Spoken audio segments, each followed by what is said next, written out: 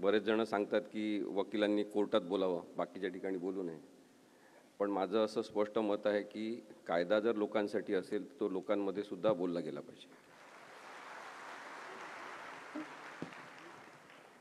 आज जनतेचं न्यायालय आयोजित करण्याला आणखी एक वेगळी किनारसुद्धा आहे की आज ज्यांनी न्याय तत्वावर आधारित अनेक निर्णय दिले ते देताना न्यायाधीशांना मार्गदर्शन केलं.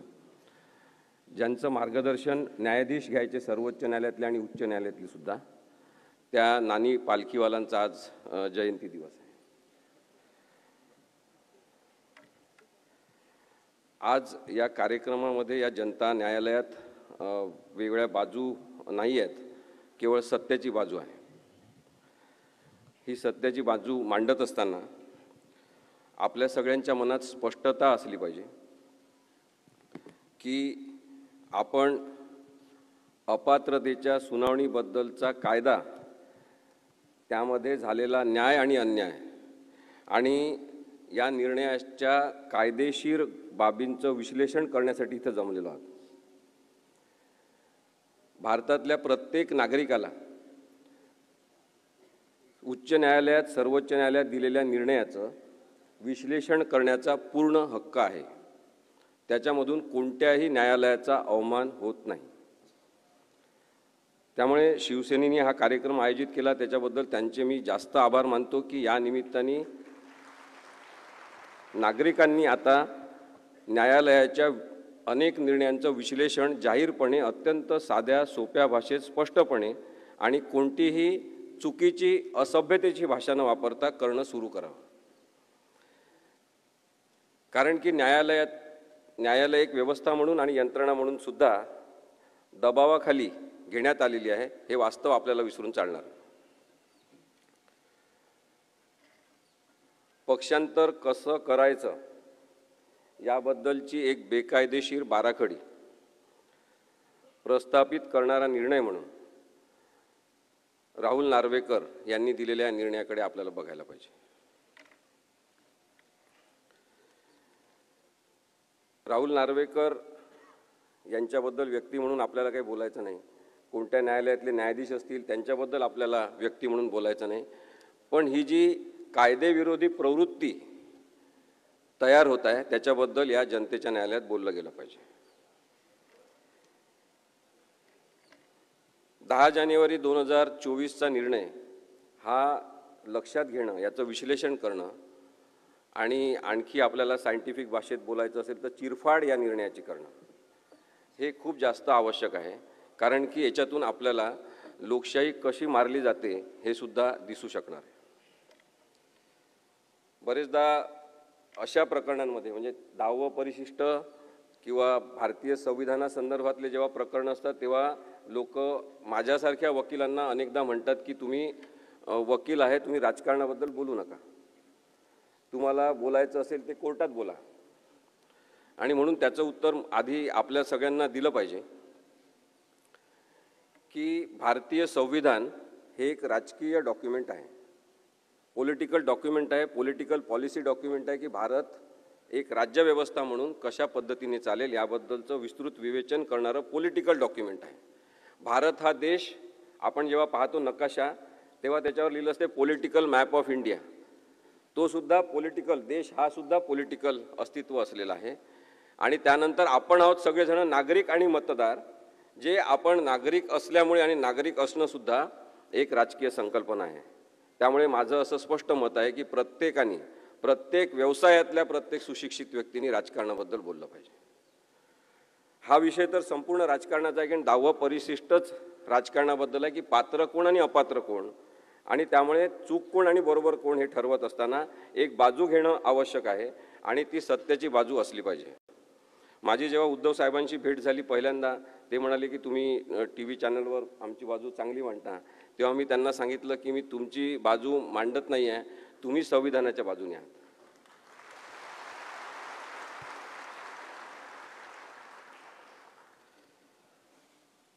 पक्षांतर बंदी कायदा हे नाव आहे 10व्या परिशिष्टाचं. कोणीही सामान्य माणूस आज पक्षांतर बंदी कायद्याबद्दल जाणून आहे त्याला माहिती झालं की पक्षांतर बंदी कायदा काय आहे आणि त्यासाठी एकनाथ शिंदे, त्यांना फूस लावणारे देवेंद्र फडणवीस या सगळ्यांचे आपण आभार मानले पाहिजे की कायदेविषयक प्रबोधन एवढ्या मोठ्या प्रमाणात त्यांनी घडवून आणलं. 10व्या परिशिष्टामध्ये पक्षांतर बंदी कायदा जो आहे त्याचं स्पष्ट नाव आहे पक्षांतर बंदी कायदा. पक्षांतर सोप्या पद्धतीने करण्यासाठीचा कायदा असं काही त्याचं नाव नाही.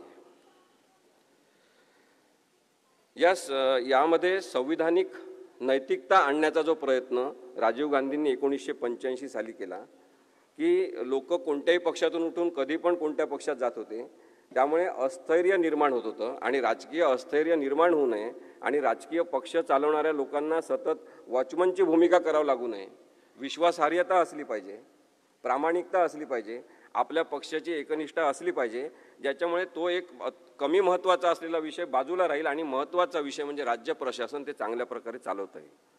या उद्देशाने पक्षांतर बंदी कायदा 1985 साली अस्तित्वात आला. त्याच्यामधलं परिच्छेद 1B, 1A, 1B हे दोन अत्यंत महत्त्वाचे आहे. 1B मध्ये सांगितलेलं आहे की लेजिस्लेचर पार्टी म्हणजे काय. लेजिस्लेचर पार्टी म्हणजे विधिमंडळ पक्ष म्हणजे काय. विधिमंडळ पक्ष आणि दुसरी 1C मध्ये व्याख्या केलेली आहे की ओरिजिनल पॉलिटिकल पार्टी म्हणजे मूळ राजकीय पक्ष म्हणजे काय. ओरिजिनल पॉलिटिकल पार्टी जी आहे ती जननी आहे त्या पॉलिटिकल पार्टीची. सगळेजण जे अस्तित्वात असतात ते त्या राजकीय पक्षाचे सदस्य असतात आणि लेजिस्लेचर पार्टी जी आहे विधिमंडळ पक्ष आमदारांनी निवडून आल्यावर तयार झालेला विधिमंडळ पक्ष असतो. विधिमंडळ पक्षाचं आयुष्य हे 5 वर्षाचं असते, कारण की 5 वर्षानंतर ते लोक बदलतील, काही जण पुन्हा निवडून येतील, पण नवीन विधिमंडळ पक्ष तयार होईल. त्यामुळे विधिमंडळ पक्ष ही अस्थायी स्वरूपाची व्यवस्था आहे आणि म्हणून कायद्यामध्ये विधिमंडळ पक्षाला महत्त्व नाही. जो मूळ राजकीय पक्ष आहे त्याला महत्त्व आहे. आपल्या बाबतीत पाहायचं असेल तर मूळ राजकीय पक्ष शिवसेना आहे, बाळासाहेब ठाकरेंनी स्थापन केलेला आहे, त्यांच्या सहीने रजिस्ट्रेशन झालेलं आहे आणि त्यामुळे मूळ राजकीय पक्ष हा पक्ष चालवेल. विधिमंडळ पक्ष हे आमदार म्हणून निवडून आलेल्या लोकांचा जो पक्ष आहे त्याच्यावर सुद्धा नियंत्रण ठेवण्याचे सगळं कायद्यानुसार हे राजकीय मूळ राजकीय पक्षाला आहे, ओरिजिनल पॉलिटिकल पार्टीला आहे. एवढं ते सोपं आहे. आता या दोन व्याख्या पाहिल्यावर आपल्याला लक्षात आलं असेल की अस्थायी स्वरूपाची जी व्यवस्था आहे ती विधिमंडळ पक्ष आहे. म्हणजे एकनाथ शिंदे आणि त्यांच्यासोबत पळून गेलेले जे लोक आहेत ते या अस्थायी स्वरूपाच्या 5 वर्षाचं आयुष्य असलेल्या विधिमंडळ पक्षाचे सदस्य होते. काही जण अर्थात त्याचे राजकीय पक्षाचे सुद्धा सदस्य असतील, पण ते विधिमंडळ पक्ष म्हणून तेवढंच महत्त्व आहे जेवढं कायद्यामध्ये सांगितलेलं आहे. याच्यामध्ये आणखी पुढचा भाग आहे तो आहे 21A आणि 21B. मी आपल्याला अत्यंत सोप्या भाषेत कायदा समजून सांगण्याचा प्रयत्न करतोय, कारण की या जनता न्यायालयाचा उद्देश हा सुद्धा आहे असं मला वाटते की आपण सगळ्यांनी, इथं बसलेल्या सगळ्यांनी महाराष्ट्रातल्या प्रत्येक ठिकाणी या केसबद्दल, या निकालाबद्दल आपण विश्लेषण अत्यंत सभ्य भाषेत सगळ्यांना सांगितलं पाहिजे. 21A आहे की स्वतःहून राजकीय पक्ष सोडणे. कोणाला स्वतःहून राजकीय पक्ष सोडायचा असेल तर त्यांना तशी मुभा आहे. म्हणजे कोणाला वाटत असेल की या पक्षामध्ये हुकुमशाही आहे तर ते पक्ष सोडू शकतात. कुणाला वाटत असेल की हिंदुत्व या पक्षाने सोडून दिलेलं आहे तर ते पक्ष सोडू शकतात. त्या आधारे मात्र ते पक्ष सोडल्यावर डिस्क्वालिफाय होतात, म्हणजे अपात्र होतात, ते आमदार म्हणून राहण्यासाठी पात्र ठरत नाही. 21B आहे त्याच्यामध्ये सांगितलेलं आहे की जर पक्षाचा आदेश ज्यांनी दिला पाहिजे अशा व्हीपची नेमणूक मूळ राजकीय पक्षाच्या नेत्यांनी केली असेल आणि त्यांनी एखाद्या मीटिंगसाठी बोलावलं असेल किंवा विधिमंडळाच्या कामकाजामध्ये मतदानाच्या संदर्भातला व्हीप काढला असेल तर त्याचं पालन केलं पाहिजे. विधिमंडळ पक्षाच्या आमदारांवर ही जबाबदारी आहे की त्यांनी त्या पक्षाच्या आदेशाचं पालन केलं पाहिजे, कारण पक्षाची शिस्त असली पाहिजे आणि त्या शिस्तीचा संदर्भ हा आपल्या राजकीय स्थैर्याशी असल्यामुळे तशा पद्धतीने रचना करण्यात आलेली आहे. मग कोणी जर व्हीपचं पालन केलं नाही किंवा एखाद्या पक्षाच्या महत्त्वाच्या मीटिंगला बोलवलेलं असतानाही गेलं नाही तर तशा आधारे अपात्रता त्यांच्यावर येऊ शकते. परिच्छेद 3 जो आहे या 10व्या शेड्यूलमधला त्याच्यामध्ये असं होतं की स्प्लिट म्हणजे उभी फूट झाली असेल की अर्धे लोक तिकडे अर्धे लोक इकडे असं गेलं असेल तर आधी त्या संदर्भात त्यांना संरक्षण असायचं की तुम्ही अर्धे लोक फुटून गेलेले, त्याच्यामुळे तुम्हाला कोणाला अपात्र करता येणार नाही. परंतु नंतर कायदेशीर सुधारणा जेव्हा झाली तेव्हा परिच्छेद 3 हे डिलीट करण्यात आलं. त्यामुळे आता कोणालाही स्प्लिट आम्ही केलेला आहे, आम्ही पक्ष सोडून सगळेजण गेलेलो आहे, आम्ही जास्त संख्येने गेलेलो आहे, त्याच्यामुळे आम्हाला संरक्षण आहे, आम्हाला अपात्र ठरू नका असं म्हणण्याचा कोणताही अधिकार कोणाला राहिलेला नाही. मग आता जर पक्ष सोडला असेल कोणी तर त्यांना हक्क काय आहे की ते एका दुसऱ्या राजकीय पक्षामध्ये त्वरित विलीन होऊ शकतात.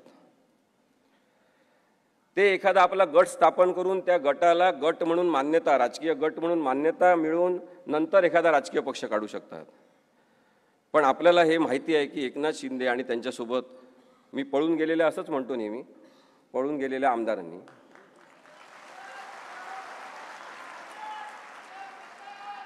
कधीही पक्षामध्ये कोणत्या ते विलीन झालेले नाही आणि नाही त्यांनी कोणता गट स्थापन केला.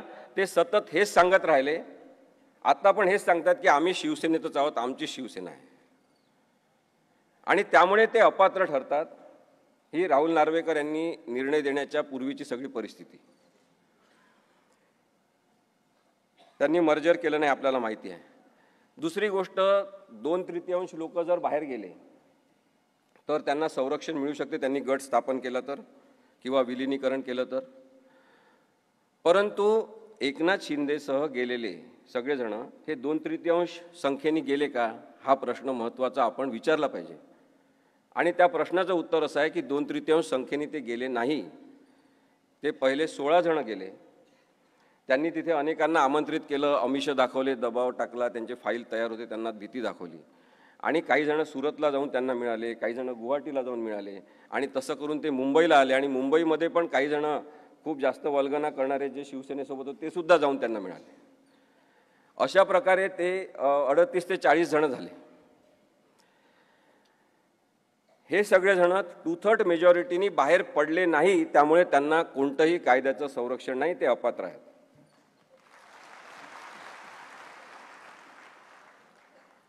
आता पॅरेग्राफ 5 जो आहे या कायद्याचा, त्याच्यामध्ये एक्सेप्शन्स दिलेले आहेत की कोणत्या परिस्थितीत अपात्र ठरणार नाही. त्याच्यामध्ये आता मी जे सांगितलं तेच लिहिलेलं आहे, पण एक महत्त्वाचा मुद्दा त्याच्यामध्ये आहे आणि तो आपण राहुल नार्वेकर यांच्या बाबतीत लक्षात घेतला पाहिजे.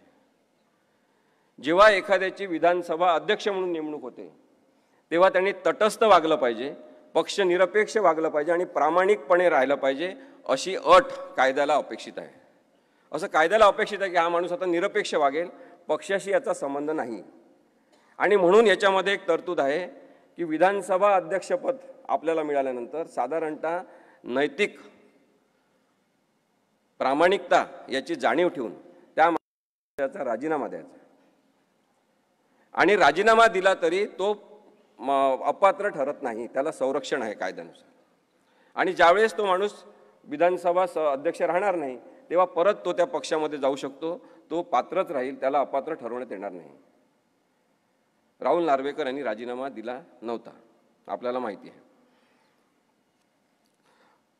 पॅरा 6 हा एक महत्त्वाचा सांगतो आणि मग मी पुढचं ज्या घडामोडी आहेत त्या आपण कायदेशीर दृष्टिकोनातून आपल्यासमोर मांडतो. पॅरेग्राफ 6 जो आहे त्याच्यामध्ये सांगितलेलं आहे की विधानसभेच्या संदर्भात किंवा 10 शेड्यूलच्या संदर्भात कोणी अपात्र ठरू शकतात का किंवा अपात्र ठरवले गेले पाहिजे का, या संदर्भातला मुद्दा जेव्हा तयार होईल तेव्हा त्याची सुनावणी विधानसभा अध्यक्षांसमोरच झाली पाहिजे, असं पॅरेग्राफ 6 मध्ये म्हटलेलं आहे. आणि त्यामुळे सेपरेशन ऑफ पॉवर्स याला आपण म्हणतो की शक्तीचं विकेंद्रीकरण केलेलं आहे. आणि त्यामुळे सर्वोच्च न्यायालयाने तो नैतिकतेचा टेंबा लावून असं सांगितलं की आम्ही हा निर्णय घेणार नाही, हा निर्णय विधानसभा अध्यक्षांनी घेतला पाहिजे. म्हणजे एक प्रकारे त्यांनी विधानसभा अध्यक्षांना कायदेशीर अधिकार आहे आणि संविधानिक अधिकार आहे हा निर्णय घेण्याचे, त्यामुळे त्यांनी तो निर्णय घ्यावा असं सांगताना ज्या गोष्टी जाहीर केलेल्या आहेत त्यासुद्धा पाहणं महत्त्वाचं आहे. विधानसभा अध्यक्षांनी सुप्रीम कोर्टच्या या सगळ्या निर्णयाचा त्यांना अधिकार अपात्रतेचे तुम्ही वापरा आणि तुम्ही अपात्र म्हणून जाहीर करा हे सांगितलं विश्वासाने, त्याचा विश्वासघात सुप्रीम कोर्टाचा कसा केलेला हे सुद्धा मी पुढे सांगणार आहे. आता हा कायदा झाला, एवढं सगळ्यांना समजलं असेल. आता या कायद्याचा अर्थ कसा काढायचा? जेव्हा एखादी शंका निर्माण झाली, एखादी गडबड झाली किंवा एखादी अशी परिस्थिती अपात्रतेसंदर्भातली निर्माण झाली, तर या कायद्याचा अर्थ कसा काढायचा? कोणताच कायदा असं म्हणत नाही की तुमच्या मनाला वाटेल तसा अर्थ काढा. कायद्याचे अर्थ काढण्यासाठी आम्हाला इथे काही वकील पण बसले, त्यांना माहिती असेल की कायद्याचा अर्थ कसा काढायचा या संदर्भात आम्हाला लॉ कॉलेजमध्ये शिकवलं जाते. आणि ते काय शिकवलेलं असते की इंटरप्रिटेशन ऑफ स्टॅच्यूट म्हणून कायदा असतो. जेव्हा कायद्याचा अर्थ अस्पष्ट आहे किंवा त्याचे अर्थ काढण्याची गरज आहे, तेव्हा अर्थ कसा काढायचा याच्यासाठी इंटरप्रिटेशन ऑफ स्टॅच्यूट नावाचा की कायद्याचे अन्वय अर्थ काढण्याच्या संदर्भातले नीतिनियम असलेला मॅक्सवेल यांचं एक पुस्तक आहे. ते साधारणतः आम्ही रेफर करतो आणि त्याच्यामध्ये सांगितलेलं आहे की आधी जसा कायदा सांगितलेला आहे तसाच कायदा, ज्या शब्दात म्हटलेला आहे ना तसाच कायदा, त्याचा काही अर्थबिर्थ काढायचा नाही. समजा त्याच्यातून काही कळत नसेल तर मग त्या कायद्याचा उद्देश काय, रिझन आणि ऑब्जेक्टिव्ह असं आम्ही त्याला म्हणतो की तो कायदा करण्याचा उद्देश काय तो लक्षात घ्यायचा. मग आता पक्षांतर बंदी कायद्याचा उद्देश काय आहे? पक्षांतर थांबवणं हा उद्देश आहे. पक्षांतर कोणी करू नये हा उद्देश आहे. त्याच अर्थाने त्याचे अर्थ काढले गेले पाहिजे कायद्याचे. चौथा आहे की डायरेक्टिव्ह प्रिन्सिपल्सच्या आधारे आपण त्याचे अर्थ काढले पाहिजे. पाचवा आहे की बेसिक स्ट्रक्चर जे कॉन्स्टिट्यूशनचं आहे त्याच्यामध्ये मूलभूत ढाच्यामध्ये काय अपेक्षित आहे तो संविधानाचा उद्देश लक्षात घेऊन अर्थ काढला पाहिजे. आणि पाचवा आहे की एक सर्वसमावेशक व्यापक असा अन्वयार्थ काढला पाहिजे, त्याला होलिस्टिक अप्रोच असं कायद्यात म्हणतात, तो घेतला पाहिजे आणि त्याच्यानुसार कायद्याचे अर्थ काढले पाहिजे. आता या सगळ्या 4-5 तत्वांवर राहुल नार्वेकर यांनी आपली बुद्धिमत्ता लावली आहे का हे बघा. ते पण लॉ ग्रॅज्युएट आहेत, कोणत्या कॉलेजमध्ये शिकले, कशा प्रकारे अर्थ काढले. सगळेच जे अशा प्रकारच्या ट्रिब्युनलवर बसणार आहेत, अनेक जण जे न्यायाधीश होणार आहेत, ते असे वागणार असतील तर मग कायद्यावर विश्वास राहील का, हा सुद्धा विचार आपल्याला करण्याची गरज आहे. अपात्रतेचे हे प्रकरण थेट अध्यक्षांकडे गेलेलं नव्हतं हे आपण समजून घ्या. अपात्रतेचं हे प्रकरण थेट अध्यक्षांकडे गेलं असतं तर कदाचित त्याचा अर्थ आपल्या मनाने त्यांनी जसा काढलाय तसं काढणं आणखी जास्त सोपं झालं असतं. पण हे प्रकरण थेट त्यांच्याकडे गेलेलं नाही, तर हे आधी सर्वोच्च न्यायालयात प्रकरण गेलं. मग सर्वोच्च न्यायालयाने जे निरीक्षणं नोंदवलेले आहेत ते बघितले पाहिजे आपण आणि त्याच्यानुसार आपल्याला विचार करता आला पाहिजे. आणि तो राहुल नार्वेकर यांनी करण्याची जबाबदारी त्यांच्यावर होती. सर्वोच्च न्यायालयाने सांगितलं की अध्यक्षांचा निर्णय म्हणजे राहुल नार्वेकर हे जे अध्यक्ष झाले त्यांनी जो निर्णय घेतला आणि त्याच्यामध्ये शिवसेना आपले ते एकनाथ शिंदे यांना लीडर म्हणून मान्यता दिली, तो निर्णय बेकायदेशीर आहे असं 123 नंबरच्या परिच्छेदामध्ये सुप्रीम कोर्टाने म्हटलेलं आहे. 156 नंबरच्या परिच्छेदामध्ये म्हटलेलं आहे सुप्रीम कोर्टाने की इलेक्शन कमिशन ऑफ इंडियाने काही निर्णय दिला ही केस सुरू असताना आणि त्याच्यानंतर हे अध्यक्षांकडे प्रकरण गेलं असेल तरी इलेक्शन कमिशन ऑफ इंडियाने जो काही निर्णय दिला असेल, शिवसेना कोणाची धनुष्यबाण कोणाचं, याचा कोणताही प्रभाव स्वतःवर न ठेवता अध्यक्षांनी निर्णय घ्यायचा आहे. परिच्छेद 206D याच्यामध्ये सांगितलेलं आहे की विधिमंडळ पक्ष व्हीप नियुक्त करू शकत नाही. विधिमंडळ पक्ष म्हणजे कोण? निवडून आलेले आमदार, ते ठरवू शकत नाही व्हीप कोण आहे. त्यांनी स्पष्टपणे सांगितलं की मूळ राजकीय पक्ष व्हीप नेमू शकतात. अध्यक्षांनी ओरिजिनल राजकीय पक्षांनी नियुक्त केलेलाच व्हीप मान्य केला पाहिजे. 111 आणि 110 परिच्छेद जे आहेत सर्वोच्च न्यायालयाच्या निर्णयाचे, त्याच्यात त्यांनी सांगितलं की 10व्या परिशिष्टाच्या संदर्भात निर्माण झालेला अपात्रतेचा राजकीय पक्षाने म्हणजे उद्धव ठाकरे यांनी नेमलेला व्हीप कोण, त्या आधारेच निर्णय झाला पाहिजे. एवढं स्पष्ट सांगितलेलं आहे. 119वा परिच्छेद, मी थोडंसं हे कायदा काही खूप इंटरेस्टिंग करता येत नाही पण आपल्याला आज या न्यायालयामध्ये हे समजून घ्यायचं आहे. खरं तर एकनाथ शिंदे नंतर राहुल नार्वेकर त्यांच्या मागे एक ताकद म्हणून उभे असलेले देवेंद्र फडणवीस यांनी हा कायदा फार इंटरेस्टिंग केलेला आहे. पण त्या घडामोडींच्या पलीकडे कायदा आपल्याला समजून घ्यायचा आहे. त्यामुळे आपण हे समजून घेतलं पाहिजे की 119व्या परिच्छेदामध्ये काय म्हटलेलं आहे की 3 जुलै 2022 रोजी भरत गोगावले यांना अध्यक्षांनी शिवसेनेचा व्हीप म्हणून मान्यता दिली. तो निर्णय बेकायदेशीर आहे असं सर्वोच्च न्यायालयाने सांगितलं. त्यांनी कारण दिलेलं आहे, कारण एका फुटलेल्या गटाने कारण एका फुटलेल्या गटाने केलेल्या ठरावाच्या आधारे नियुक्ती हा राजकीय पक्षाचा निर्णय नव्हता असं सांगितलेलं आहे. 122वा परिच्छेद आहे, त्याच्यात त्यांनी म्हटलं आहे की अजय चौधरी यांना राजकीय पक्षाने लीडर म्हणून मान्यता दिली. याबाबत 21 जून 2022 रोजी उपाध्यक्ष जे होते कार्यरत त्यांना शंका घेण्याचं काहीच कारण नव्हतं, कारण की उद्धवसाहेब ठाकरे यांच्याच सहीने एकनाथ शिंदे यांची सुद्धा नेमणूक झालेली होती. त्यामुळे अजय चौधरी यांना राजकीय पक्षाने लीडर म्हणून नेमणूक केली, त्याला त्यांनी जेव्हा उपाध्यक्ष असलेल्या व्यक्तीने मान्यता दिली तो निर्णय बरोबर होता असं सुद्धा सर्वोच्च न्यायालयाने सांगितलेलं आहे. आता त्या 123व्या पॅरेग्राफमध्ये आणखी एक म्हटलेलं आहे महत्त्वाचं, ज्याचं यांनी खूप भांडवल केलं या निर्णयामध्ये. तो भाग आहे की 22 जून 2022 रोजी एका गटाने केलेली नियुक्ती व ती मूळ राजकीय पक्षाची इच्छा नव्हती. अध्यक्ष राहुल नार्वेकर यांचा एकनाथ शिंदे यांना गटनेता म्हणून मान्यता देण्याचा निर्णय बेकायदेशीर आहे. याच्यामध्ये त्यांनी हा शब्द वापरलेला आहे की एका गटाने केलेली नियुक्ती राजकीय पक्षाची इच्छा नव्हती. राजकीय पक्ष म्हणजे रजिस्टर्ड असलेला उद्धव बाळासाहेब ठाकरे यांच्या सहीचा पक्ष.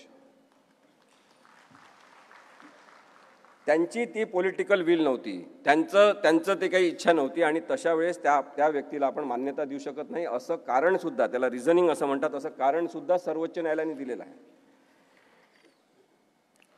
206B मध्ये त्यांनी सांगितलं की आता या सगळ्या प्रकरणाचा निकाल अध्यक्षांनी घेतला पाहिजे असं त्यांनी सांगितल्यावर त्यांनी पुढे म्हटलेलं आहे 206B मध्ये की अध्यक्षांनी वाजवी कालावधीमध्ये या प्रकरणाचा निकाल लावला पाहिजे. वाजवी कालावधी म्हणजे रिझनेबल टाईम. रिझनेबल टाईम काय असेल याच्या संदर्भातले 2-3 केसेसचे पुरावे देण्यात आले न्यायालयामध्ये. त्याच्यामध्ये त्यांनी सांगितलेलं होतं की साधारणतः 3 महिन्याचा कालावधी हा वाजवी कालावधी असू शकतो, त्यापेक्षा जास्त कालावधी लागायला नको. माझं तर वकील म्हणून असं म्हणणं होतं तेव्हापासून की हा निर्णय तर जसं आपण ते मॅगी फूड तयार करतो ना, पटकन टाकलं की मॅगी तयार, तसा तयार असलेला निर्णय होता. पण केवळ संविधानिक तरतुदीनुसार अध्यक्षांनी जाहीर करायचा अपात्र कोण आहे त्यामुळे त्यांच्याकडे तो निर्णय सोपवण्यात आला होता. पण त्यांनी त्याच्यामध्ये खूप मोठ्या प्रमाणात राजकारण केलं जे संविधानाला आणि 10व्या परिशिष्टाला अपेक्षित नाही. राहुल नार्वेकर यांना पुढे करून राहुल नार्वेकर यांच्या मदतीने राजकारण करणारे सगळेजण लोकशाही द्रोही आहेत.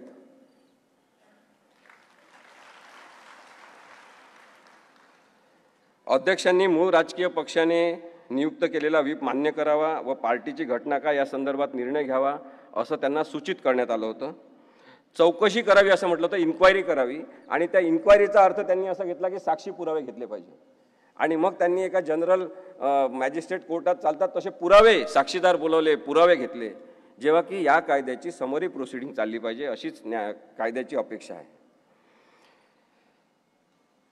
कोर्टाने म्हटलेलं आहे की आम्ही हे सगळे निर्णय दिले, मी तुम्हाला जे आता वाचून दाखवले त्या निर्णयांच्या प्रिन्सिपल्सवर अध्यक्षांनी निर्णय घ्यायचा. हे जे ज्युडिशियल प्रिन्सिपल्स आम्ही सेट केलेले आहे याच्या आधारे तुम्हाला निर्णय द्यायचा आहे असं सुद्धा या निर्णयामध्ये नमूद करण्यात आलेलं आहे.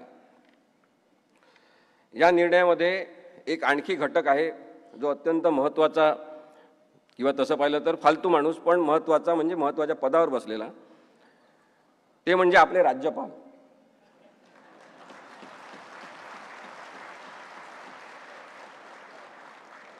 न्यायालयाने दुःख व्यक्त केलं आपल्या सगळ्यांतर्फे, सगळ्या भारतीय नागरिकांचं दुःख व्यक्त केलं आणि सांगितलं की घटनात्मक पद असलेल्या राज्यपाल पदावर बसलेल्या एखाद्या माणसाने लोकशाही मार्गाने स्थापन झालेलं सरकार उलथवून टाकण्यामध्ये सहभाग घेणे अत्यंत दुःखद आहे. अशा प्रकारची तारीफ या राज्यपालांची केलेली आहे. राज्यपालांची भूमिका या संदर्भात पूर्ण संशयास्पद राहिलेली आहे. त्याबद्दल आपण आता जास्त न बोलता पुढची जी टेस्ट त्यांनी सांगितली होती ती मी आपल्याला सांगतो. त्यांनी सांगितलं की आमच्या नोट्स रेफर करून निर्णय दिला पाहिजे, ते प्रिन्सिपल पाळलं पाहिजे आणि म्हणून ट्रिपल टेस्ट म्हणजे त्रिसूत्री एक निकषांची ती पुढे आली. त्याच्यामध्ये असं आहे की पार्टीची घटना काय, नेतृत्व रचना काय म्हणजे लिडरशिप स्ट्रक्चर काय आहे आणि विधिमंडळातील बहुमत काय आहे. याच क्रमाने जर लक्षात घ्यायचं असेल तर मग पहिले पार्टीची घटना लक्षात घेतली पाहिजे असं म्हणून त्यांनी एक नवीन प्रकार काढला. त्यांनी इलेक्शन कमिशन ऑफ इंडियाला पत्र पाठवलं. त्यांना जेव्हा सर्वोच्च न्यायालयाने निर्णय दिला त्याच्यानंतर ते काहीच करत नव्हते आणि जवळपास 1.5 महिन्यांनी त्यांनी त्या इलेक्शन कमिशनकडे पत्र पाठवून विचारणा केली की यांची घटना काय आहे. कदाचित तोपर्यंत ठरलं असेल की यांनी विचारायचं आणि त्यांनी काय सांगायचं. ही कॉन्स्पिरसी आपण लक्षात घेतली पाहिजे की न्यायिक व्यवस्थापन करण्यासाठी म्हणून तुम्ही बसलेले असता तेव्हा तुम्हाला कॉन्स्पिरसी करण्याचा हक्क नाही आहे. आणि म्हणून मी मगाशी सांगितलं की जे कायद्यात लिहिलेलं आहे तशाच प्रकारचा अर्थ काढला गेला पाहिजे. नेतृत्व रचना काय आहे हे सुद्धा त्या घटनेच्या आधारे पाहिलं पाहिजे. त्यांनी 1999चीच घटना गृहीत धरली. त्याच्याबद्दल ॲडव्होकेट अनिल परब साहेब बोलतील आपल्याशी, ते सगळे पुरावे दाखवतील आपल्याला की कशा पद्धतीने हा खोटेपणा शिजलेला आहे. आता याच्यामध्ये तिसरा मुद्दा जो आहे विधिमंडळ पक्षातील बहुमत. राहुल नार्वेकर यांनी विधिमंडळ पक्षातील बहुमत महत्त्वाचं आहे हेच मानून निर्णय दिला. जेव्हा की विधिमंडळ पक्ष म्हणजे सर्व काही नाही, 5 वर्षाचा अल्प आयुष्य असलेली ती एक अस्थायी स्वरूपाची मंडळाची बॉडी आहे. सुप्रीम कोर्टाने त्यांच्या निर्णयात हे सांगितलं होतं. माझे मित्र ॲडव्होकेट रोहित शर्मा इथे आहेत, त्यांना पण माहिती आहे की बहुमत म्हणजे काय हे सांगत असताना जेव्हा बहुमताचाच एक डिफेन्स करण्यात आला तयार, तेव्हा सर्वोच्च न्यायालयाने सांगितलं की केवळ बहुमत महत्त्वाचं नाही, ते जे बहुमत आहे त्याला लीगल आयडेंटिटी काय आहे, कायदेशीर नाव काय आहे त्या बहुमताचं. या बहुमताचं कायदेशीर नाव काय आहे? एकनाथ शिंदे यांच्यासोबत पडून गेलेले, पक्ष फोडलेले, अजून काय ओळख आहे. आणि त्यालाच बहुमत मानून यांनी निर्णय दिलेला आहे. राहुल नार्वेकर म्हणतात एकीकडे मग नंतर की इंटर पार्टी डिस्प्यूट आहे, हे पक्षांतर्गत आहे. आपण हे समजून घेतलं पाहिजे की राहुल नार्वेकर यांनी असं निरीक्षण नोंदवणं आणि तुम्ही सुद्धा अपात्र नाही, तुम्ही सुद्धा अपात्र नाही, सगळेजण आपल्या घरी जा, अशा पद्धतीचा निर्णय देणं हा सर्वोच्च न्यायालयाचा घोर अपमान आहे. कारण की सर्वोच्च न्यायालयाने 10व्या परिशिष्टाची केस म्हणून ही चालवलेली आहे. वयाने अत्यंत ज्येष्ठ आणि सिनियर असलेले 5 न्यायाधीश एकत्र बसतात, 5.5 महिने हिअरिंग घेतात, 10व्या परिशिष्टाची केस म्हणून ही चालवतात. आणि तुम्ही इथे म्हणता की 10व्या परिशिष्टाची केस नाही, इंटर पार्टी डिस्प्यूट आहे आणि इंटर पार्टी डिस्प्यूट असल्यामुळे 10वा परिशिष्ट लागूच होत नाही. याच्याबद्दल महाराष्ट्रातल्या सगळ्या लोकांनी प्रश्न विचारला पाहिजे. हा इंटर पार्टी डिस्प्यूट नाही आणि तरी सुद्धा अशा प्रकारचा निर्णय दिलेला आहे. आता असाच निर्णय होणार आहे असं महाराष्ट्रातल्या सगळ्या लोकांना माहित होतं. हे या न्यायालयाचं परत एक वैशिष्ट्य आहे. एकूण एक लहानात लहान गावातल्या माणसाला माहित होतं की असाच निर्णय होणार. मी जिथे जिथे जायचो, आमची निर्भय बनवची सभा असायची, तेव्हा तुम्ही काही सांगावं ते उद्धव साहेबांच्या विरुद्धच निकाल लागणार, एवढी गॅरंटी लोकांमध्ये बेकायदेशीरते निर्माण झालेली आहे की अन्यायच होणार असं निर्माण झालेलं आहे. हे चित्र काही लोकशाहीसाठी चांगलं आहे का? हा प्रश्न महाराष्ट्रातल्या संपूर्ण जनतेने विचारला पाहिजे असं माझं मत आहे. अन्याय होणार, चुकीचेच होणार, हा जो लोकांचा विचार होता त्याचा अपेक्षाभंग राहुल नार्वेकर यांनी केला नाही, मात्र लोकशाहीचा अपेक्षाभंग केलेला आहे, संविधानाचा अपेक्षाभंग केलेला आहे. माझं म्हणणं आहे की संविधानाची हत्या केलेली आहे. सर्वोच्च न्यायालयाच्या सगळ्या निकाल आणि निकषाचा त्यांनी अपमान केलेला आहे. संविधानिक उद्देशाचा त्यांनी चिंधड्या उडवलेल्या आहे. मी उद्धव साहेबांसमोर सुद्धा हे सांगायला मागे पुढे बघणार नाही, कारण मला काही प्रॉब्लेम नाही आहे तसं म्हणण्यामध्ये सुद्धा की हा केवळ उद्धव साहेबांचा प्रश्न नाही. ही केस म्हणजे काय केवळ शिवसेनेचा इथे बसलेल्या लोकांचा प्रश्न नाही. ही केस म्हणजे वाईट प्रवृत्तीचं राजकारण वाढत राहणार हा चिंतेचा जो याच्यातला हे आहे मुद्दा आहे तो आहे. हा लोकशाही समोरचा मुद्दा आहे. आणि म्हणून भीती वाटते आपल्याला, मला भीती वाटते की अशा पद्धतीने जर न्याय होणार असेल, जसं मगाशी संजय राऊत साहेब म्हणाले की सगळ्या वकिलांनी खूप चांगली बाजू मांडली, आमच्यातर्फे सगळे साक्षी पुरावे चांगले देण्यात आले. आता हा काळच राहणार नाही की काय की कोणीतरी खूप हुशार असेल पण तरी त्याच्या बाजूने विरुद्ध निकाल लागेल आणि बाकी लोक त्याला म्हणतील माहित आहे किती हुशार आहे, तुमचा तो विरुद्ध निकाल लागला. ही परिस्थिती चांगली नाही आहे. आणि म्हणून मला असं वाटतं की म्हणजे मला खूप त्रास व्हायला लागलेला आहे जेव्हापासून संविधान कळायला लागलेलं आहे. मानसिक त्रासाचा हा मुद्दा होऊ शकतो काही लोकांसाठी ज्यांचं डोकं ठिकाणावर आहे. ज्यांना हे कळतं की हा कसा काय निर्णय दिलेला आहे. आणि आता यांच्यापैकीच काही जण 14 केसेस यांच्या विरुद्ध दाखल केल्या. इथे बसलेले काही लोक खाली बसलेले भरत गोगावले यांनी दाखल केले हायकोर्टामध्ये केसेस की या सगळ्या लोकांना अपात्र का केलं नाही. न्यायालयाने अशा प्रकारची केस दाखल करून घेऊ सुद्धा नाही असं माझं म्हणणं आहे. तुम्ही संपूर्ण न्यायव्यवस्थेची कायद्याची थट्टा उडवता का. यांच्यावर खूप मोठा फाईन मारला पाहिजे उच्च न्यायालयाने असं माझं मत आहे.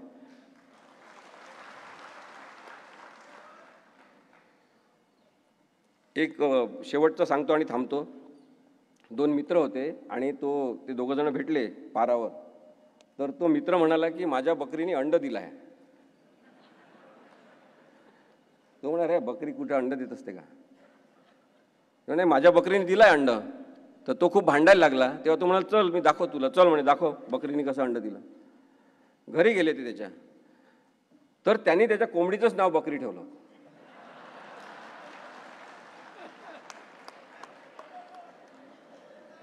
राहुल नार्वेकर यांनी अन्यायाचं नाव न्याय ठेवलेलं आहे.